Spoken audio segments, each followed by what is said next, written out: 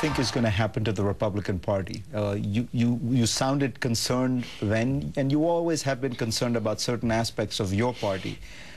Do you think it's moving in the right direction? We don't know yet. I don't know yet. I think that in the latter months of the campaign, the party moved further to the right.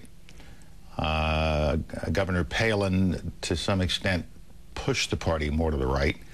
And I think she had something of a polarizing effect when she talked about small-town values are good. Well, most of us don't live in small towns, and I was raised in the South Bronx, and there's nothing wrong with my value system from the South Bronx.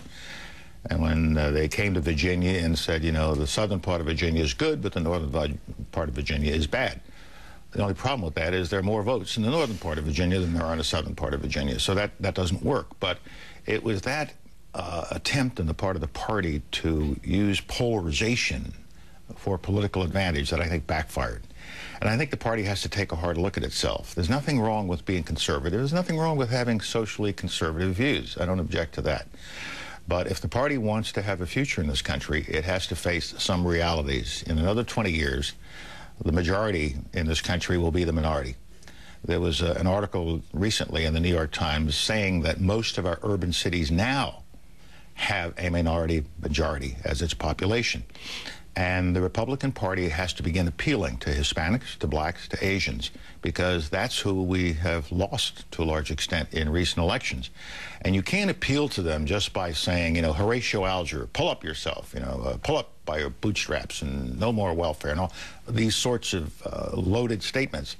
The Republican Party has to now start listening to the African-American community and the Hispanic and Asian and other minority communities and see what's in their hearts and minds and not just try to influence them by Republican principles and dogma. And so I think the party has to stop shouting at the world and at the country. I think the party has to take a hard look at itself. Governor Palin as the standard bearer for the next election would not be the right direction. I think she came out of the national stage a little too soon. But she is she's a smart woman, and she's a very distinguished woman. I just don't think that she contributed to the ticket at this time. And we're going to have to not just rely on slogans.